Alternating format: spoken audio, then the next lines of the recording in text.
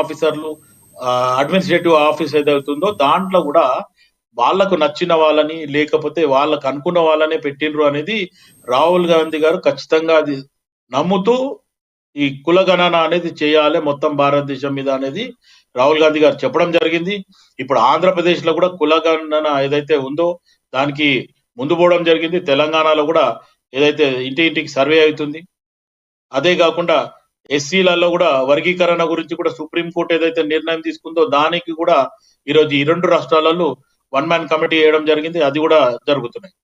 లక్ష్మీనాగర్, నేను మళ్ళీ party youth leader and మీరు నిజంగా మీకు అంత దళితుల మీద చిత్తశుద్ధి ఉంటే ఇదే తెలంగాణ రాష్ట్రంలో రేవంత్ రెడ్డి గారి కాకుండా వేరే దళితులకు ముఖ్యమంత్రి పదవి ఇచ్చేవాళ్ళు. కేవలం మీకు కావాల్సింది ఏంటంటే ముస్లిం మైనార్టీ ఓట్లు కావాలి, ఎస్సీ ఎస్టీల పక్షపాతిగా మీరు వ్యవహరిస్తారు మాత్రమే. మీరు నిజంగా అంత పక్షపాతిగా ఉంటే మీకు ప్రజలు గతంలో అంటే మోడీ గారు రెండవసారి గెలిచినప్పుడు మీకు ప్రతిపక్ష హోదానే లేదు. ఈరోజు మీకు ప్రతిపక్ష హోదా ఇచ్చారంటే మీరు ప్రజల పక్షాన్ని నిలబడండి అని చెప్పి మాత్రమే మీకు ప్రతిపక్ష హోదా ఇచ్చారు. ఈరోజు మనము ఎక్కడ చూసినా భారతీయ జనతా పార్టీ ఏ రాష్ట్రంలో అధికారంలోకి వస్తే రిగ్గింగ్ కాకుండా ఈవీఎంల ద్వారా గెలిచిందని చెప్పే మీరు ఈరోజు వయనాడులో ప్రియాంక గాంధీ గారు గెలిచారు. ఓకే, సంతోషం, ఆమెకు శుభాభినందనలు, మీ పార్టీకి కూడా శుభాకాంక్షలు తెలియజేస్తాం. ఈరోజు వయనాడులో మీరు గెలిస్తే ఈవీఎంలు చక్కగా పనిచేసినట్టు. అదే భారతీయ జనతా పార్టీ హర్యానాలో గెలిచినా లేదంటే ఇంకా జమ్మూ కాశ్మీర్లో జమ్మూలో హిందువులు ఎక్కువ ఉన్న మెజార్టీ సీట్లలో గెలిచినా ఈవీఎంలు మొరాయించి ఈవీఎంలను మేనేజ్ చేశారు, క్యాల్కులేట్ చేశారు, మ్యానిపులేట్ చేశారు భారతీయ జనతా పార్టీ అంటారు. అదేవిధంగా మీరు కూడా మాట్లాడారు ఇందాక, కేవలం మేము ఒకే స్లోగన్ ఇచ్చాం. గతంలో మీరు 1947 నాటి హింస అంటే హిందూ ముస్లింల యొక్క అనైక్యతలో విచ్ఛిన్నం పొంది మన దేశాన్ని మత విభజన పరంగా విభజించారు. నాటికి సంబంధించిన జ్ఞాపకాలు మళ్ళీ రాకూడదని చెప్పేసి నరేంద్ర మోదీ గారు కావచ్చు, భారతీయ జనతా పార్టీ అందరం ఐక్యంగా ఉందాం, సేఫ్గా ఉంటామని చెప్పేసి మేము ముందుకెళ్ళాం. ప్లీజ్ రియాక్ట్ అవ్వండి శివలాల్ గారు. అయితే మన లక్ష్మణ గారు, ఆయన మల్లికార్జున ఆయన పేరు, రైట్? ఓకే, అయితే మీకు చెప్తున్నా, మల్లికార్జున్ ఇప్పుడు మాట్లాడిన స్టైల్ ఆలోచిస్తే గతంలో ఇప్పుడు ఉన్న పరిస్థితిలో వీళ్ళు మనం కలిసి ఉందాం, మనం ఎవరు? ఆయన మాట్లాడింది మొత్తానికి అదాని గురించి మనం కలిసి ఉందాం అన్నాడు, ప్రజలను కాదు. అచ్చేది నాయింగే ఆయింగే అన్నాడు. ఇప్పటివరకు అచ్చేదిని రాలే. మొత్తానికి ప్రజలనంతా ఏ రకంగా కూడా అభివృద్ధి చేయలే. కాలాదాన్ లాయింగే అన్నాడు. కాలాదాన్ 11 సంవత్సరాల నుంచి ఇప్పటివరకు కాలాదాన్ రాలేదు, లేకపోతే జీరో బ్యాలెన్స్ లో ఒక్కరికి కూడా 15 లక్షల రూపాయలు పడలేదు. మొత్తానికి ఇప్పుడు గతంలో బీజేపీ అంటే ఒక మంచి ఆలోచన ఉండే, దేశం కోసం ధర్మం కోసం అని. అది ఎప్పుడు మొత్తానికి అటల్ బిహారీ వాజ్పేయి గారు కానీ, మురళీ మనోహర్ జోషి గారు కానీ, ఎల్కే అడ్వాణి గారు కానీ, మొత్తానికి వాళ్ళు ఉన్నప్పుడు భారతీయ జనతా పార్టీకి ఒక ఆలోచన విధానంగా దేశం కోసం ధర్మం కోసం అన్నాడు. ఇప్పుడు ఆల్రెడీ మల్లికార్జున్ మాట్లాడుతూ ఏమన్నాడు, కాంగ్రెస్ పార్టీ అంటే ముస్లింలకు సపోర్ట్ చేస్తుంది.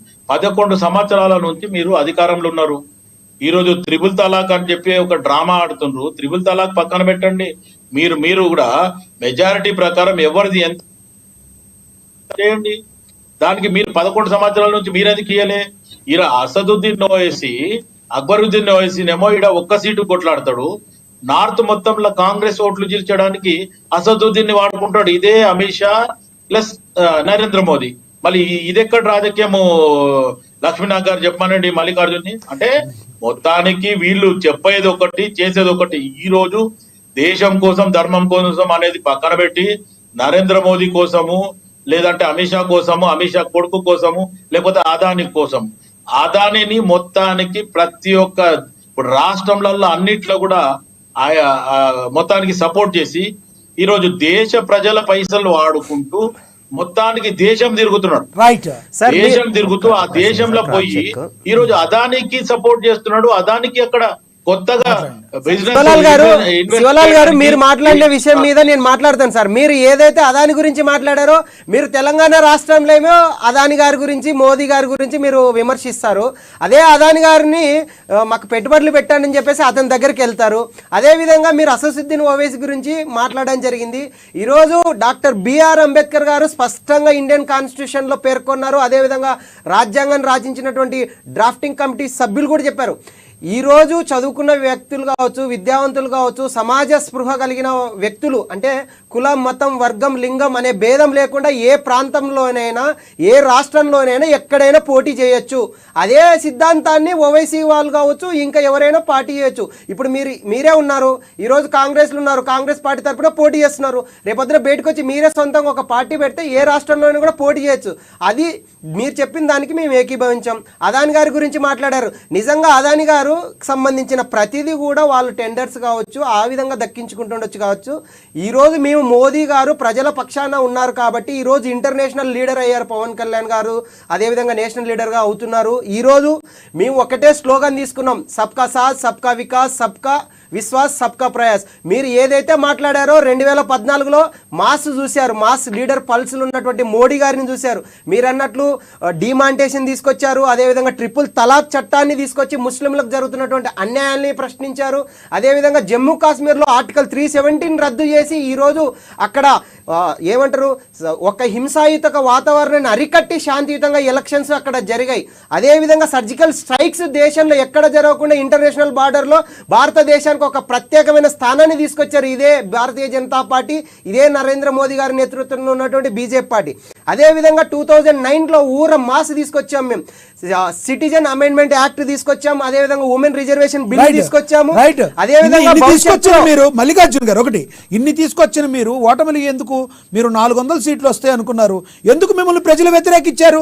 మీరు చెప్పినవన్నీ నిజాలైతే, నిజంగా ప్రజల్లో మీరు చెప్పినవన్నీ ఉంటే ప్రజలు మిమ్మల్ని